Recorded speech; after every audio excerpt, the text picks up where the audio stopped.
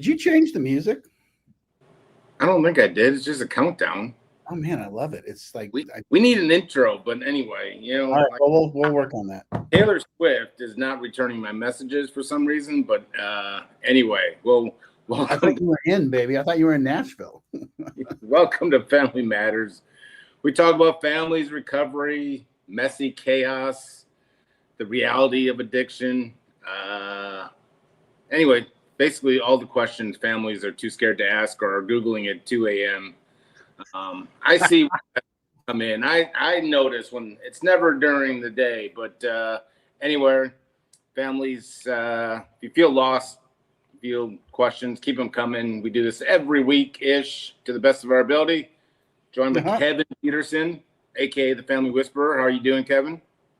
Good, baby. I'm back. I'm here. I am great. How are you, Jay? I mean, I guess I'm all right. I haven't really, so morning meditation went well, but anyway, it's life, man. It has an opportunity to beat you down or lift you up, whichever one you choose, I guess. So do we need to talk about it, Jay? What? No. Does today's interview talk need to be about how Jay's doing and what's going on? Oh my God. It would be a full-time show. So, but it would be boring to most because I'll just complain about petty, problems. Anyway, keep sending your questions in. We'll answer to the best of our ability. Our goal is to stump Kevin, and we'll get right into it. So we have a question, Kevin. I'm listening. Someone ate chips before the meeting. Did they? Anyway, so it's always to Kevin. So there's another thing. I put that resentment. Anyway, so she uses the word codependency. Maybe she's like, whether I know it or not, what it means or not. But the question is, we've had a difficult family. Husband and I broke up many, many years ago when the kids were young. My oldest daughter has never really forgiven either one of us. Younger brother is currently dealing with addiction. And any real time we have a family talk about getting our son help, who's 19, it's our daughter who jumps in and sabotages everything, saying that we don't really truly love him. List goes on and on and on. So the question is guilt or codependency real within siblings, and is not just with parents? Oh boy. Yeah, it's absolutely real. I mean, it's I think what ends up happening, we play different roles in our family system, especially when addiction is involved, so there's the hero, the scapegoat, there's the, sort of the caretaker, the enabler. And then I would throw one in there that there's the person that we call like the flag waver, or like, the town crier, the person that's standing out in the middle of the road screaming like, hey, over here, and we all take turns at playing those roles. And a lot of times when, and by the way, we can play more than one role at once, so the daughter, who did you say younger? Older is probably in a mixed environment where she wants to help her brother and she's mad at her parents for not doing it. She's probably also got some emotions around the fact that he gets a ton of attention and she doesn't. And so it's like, you're not, mom and dad, you're not doing it right.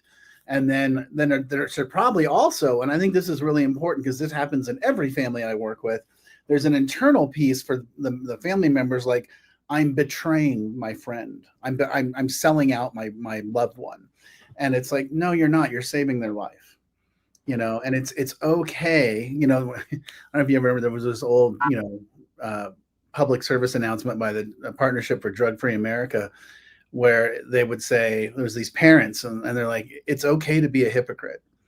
Just because you drank and did drugs doesn't mean it's okay for your kids to do that. You learned and you did, now you don't. So you need to step in. So So I'm guessing. I mean, I think that's what's going on with the daughter, the sister, is that she's kind of got some mixed feelings. I mean, I know my sister was kind of like, I don't know what to do here. I love him. He's great. And the other thing too, Jay, is that you know this is that we go through periods, right? There are times when it looks like I've got it all together. Drinking's fine. I don't got a problem. And then, a week later, I'm like, the bombs go off. And so, I think it's hard for family members. I think it's hard for siblings because they want to help, but they don't want to betray and they don't know how to do it. And so that's where you and I come, and the answer to this person, to this family is read my book. And I'm going to start getting more and more forceful in these questions. And I want to be clear. It's freaking $10 on Amazon. And I'll tell you what, if you can't afford the $10, you email Jay and I'll send you the damn PDF copy. I have no problem with that. But you have to, if someone said, if your car started acting weird and someone said, oh, go to the manual and it'll tell you how to fix the car. And you're like, I'll wait till it starts acting up again. Your car is going to break down and blow up. I have a manual. We have a manual. We're here to help you, but you gotta do the work. And so that's the answer. Well, it's true. I emailed Kevin. He sent me a PDF of it. So, and then I just copy and paste it and then just, claim me as the author. So, no, just kidding.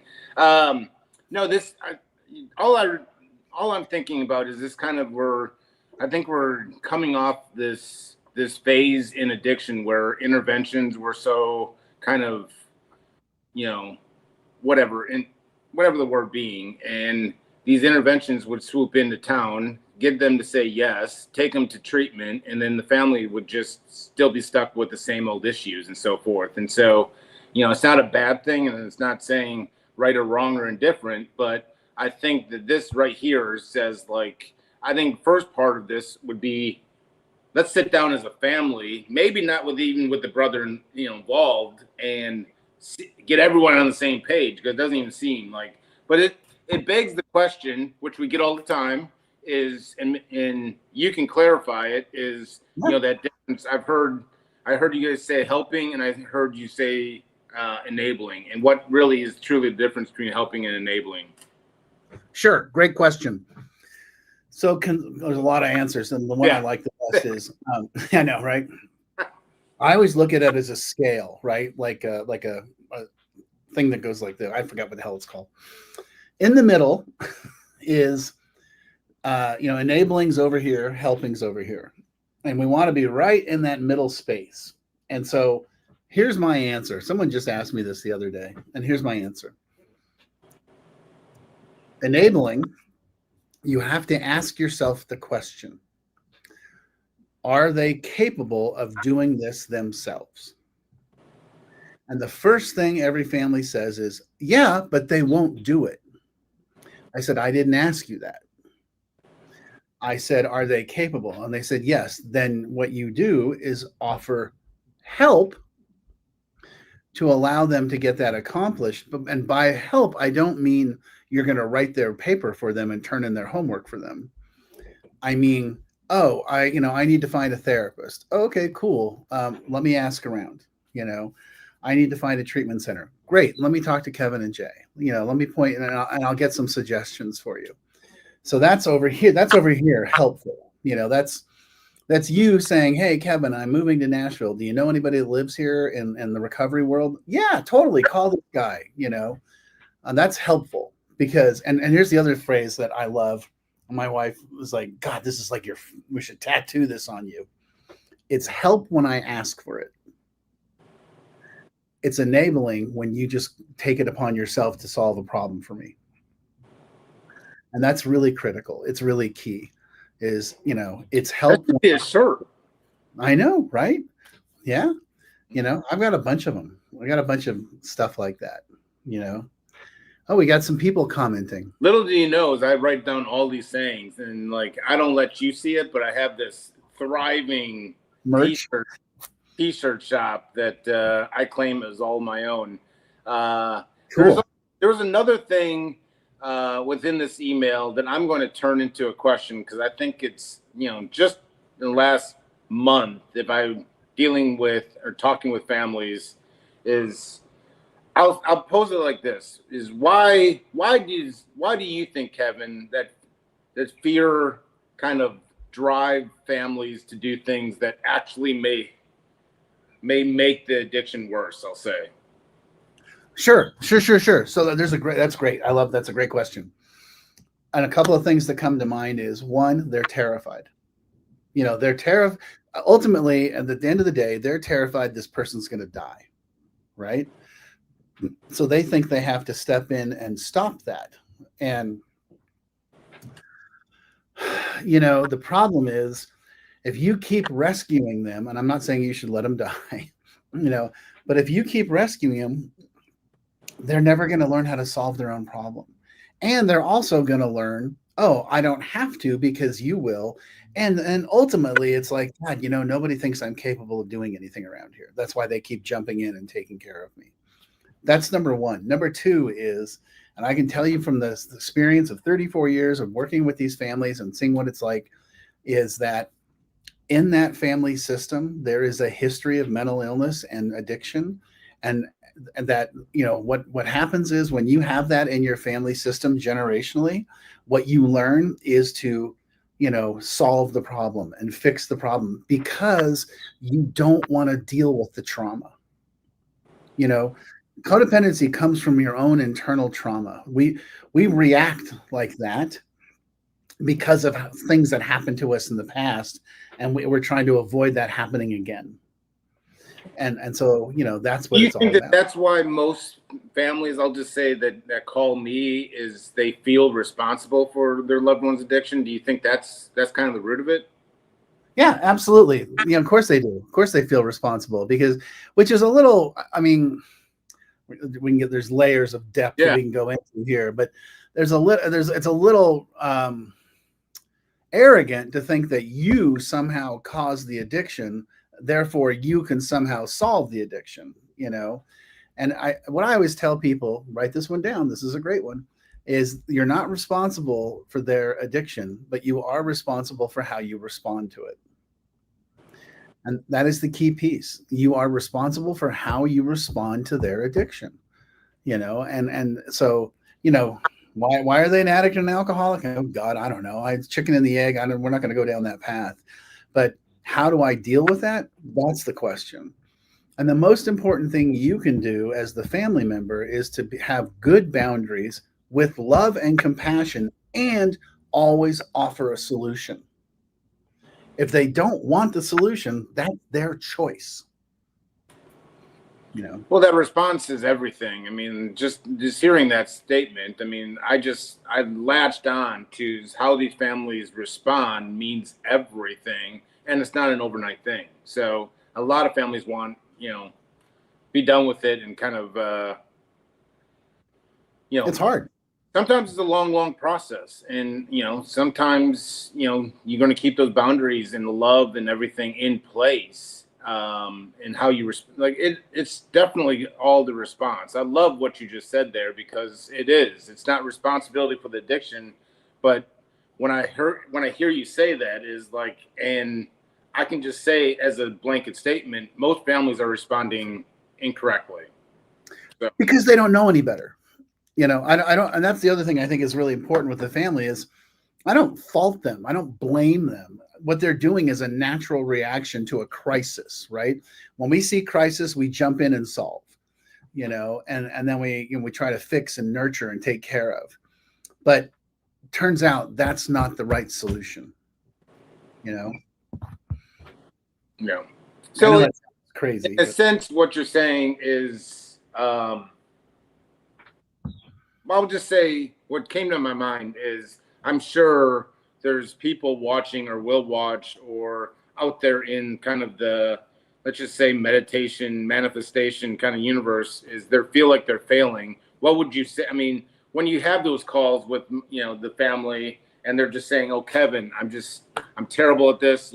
What would you say today, or what do you say to families that think that they're failing and how do you kind of get them out of that mental hole? Great question. And the way I answer that, and when they say, what I say, okay, so what we need to do is come up with a plan of how we're going to set some boundaries and address our loved one and say, I love you. We're not doing this anymore. And from here forward, there's no drugs, there's no alcohol. You have to start becoming self-supporting or go to school or a combination of the two. And you got to start taking care of your mental health. That's just all there is to it. And I will help you. If you need help quitting drinking and doing drugs, I will help you find that help. If you need help with school or work, I will help you find a way to get a job or go back to school. I didn't say I would do it for you, and I didn't say I would pay for it. I said I would sit down and help you. And then the mental health piece, if you need help if you're struggling with your mental health, great. Let me help you. Let me help you find resources. Let me work with you. I want to mentor you in this process, but I don't mean do it. Okay. So if we set up that system, we're offering them a solution. If they reject the solution, then we go to plan B, and plan B is, okay, now the boundaries just got tighter and harder. And, as far as we're concerned, you need to go get some treatment help, and we'll help you with that. While that's going on, because that's all one side of the coin, the other side of the coin is I am doing education on myself. I'm reading about addiction. I'm reading about recovery. I'm reading about codependency. I'm reading about trauma. I'm reading about family systems. And so I'm educating myself on what's going on, why, and how, so that I am better knowledgeable of how to deal with this stuff. And then I also suggest for the families individual therapy and probably some 12-step work too. It's not just because the system that we've had before is just focus on the addict and deal with the addict. Well, that's not working. That's why you're in my office, So let's do things differently. Yeah. I think it's interesting, this mom and dad think that they're failing at, their loved one's addiction. And then me, an active addiction, think that I'm failing life and watching these TED Talks or these YouTube shorts about motivation and, my life is spiraling. It just seems like all I could think of was like both sides feel like they're failing. And if there's any way to get on the same page about, like, we can talk about what we did wrong, whatever it is, it's about change. If both sides change, then, but you got both sides right now in the situation thinking that they're, addicts feeling like they failed at life, family feels like they're failing at loving their loved one. So it's just interesting. So, totally. It's absolutely the truth, which is the whole point. It's the old phrase, right? If nothing changes, nothing changes. So it's not about trying harder or grabbing on harder. It's about trying an entirely different way. So let's get this in because I think it's been a couple of weeks. I think it's interesting, and hats off to this person that just basically even said, I'll make this easy on you, Jay, so you don't feel like you need to paraphrase. My question is simple. What role does forgiveness play in when is it not appropriate when loving an addict? Oh, okay. So from the perspective of the family member, it seems it's a mom or dad. Right. So here's the thing I always say is that, forgiveness is going to be a critical element of the environment when the person gets sober and starts to clean up their act and starts to, turn things around. I want to be totally clear with you that forgiving doesn't mean forgetting. And I can forgive someone and be like, hey, I appreciate you making the amends or apologizing or whatever it is you did. But I'm still going to be a little cautious with you because, you burned me and I get it, but I still forgive you and I love you. And that's where we're going with this process.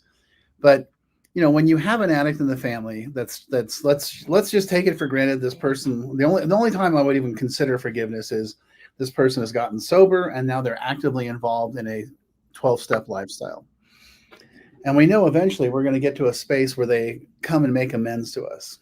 And making amends, the worst thing you can do as a family member when someone makes amends is to be like, oh, it's okay, everything's fine. It's like, no, no, no, no, no. You need to let them know what's up.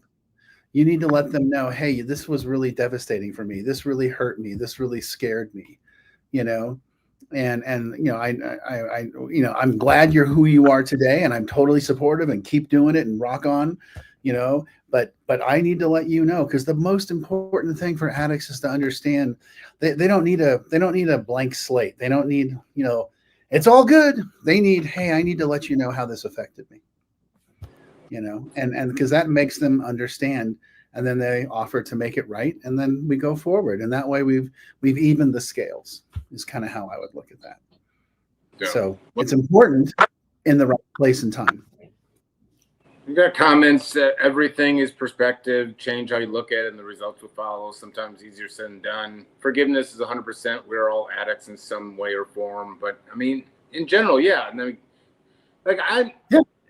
we talked about this, and if I was just listening to you and I didn't know your background, you're kind of saying rules that just apply for everyday life, with or without addiction. I mean, no comment. Yeah, of course this is good for everybody. Of course this is good for everybody. Well, it's, and I think this is what we do it. I mean, and it's families, I'll just say there's a lot of fear in change, and there's a lot of unknown in change, and families don't necessarily know anything different, and they're trying to do the best they can with no instruction manual, like you're saying. So this is what we're kind of do is, I hope, and it feels like we're kind of normalizing these thoughts and questions, because a lot of people are having them. I know I did as someone in active addiction, and someone that's, that has gone through both sides of the amends process. And I always love pointing out, we're not apologizing. We're making amends, that we're going to change how we show up differently. And, and then I also say, when I hear fail, that I gotta be perfect all the time. There's going to be some missteps along the way. And I think families need to know that, like, they don't need to be perfect. And, one bad decision doesn't mean that they're failing in general. So anyway, maybe it's the perfectionist in me, but when I hear the word fail, like, if I strike out once, I'm never going up to the plate again. So, well, right. And I think we want to create an environment where people feel comfortable trying again. And that's where the family member, the important thing is to be like, hey, it's okay. Let me support you. Let me help you. Let me walk you through the process. Let me show you how this is done, so.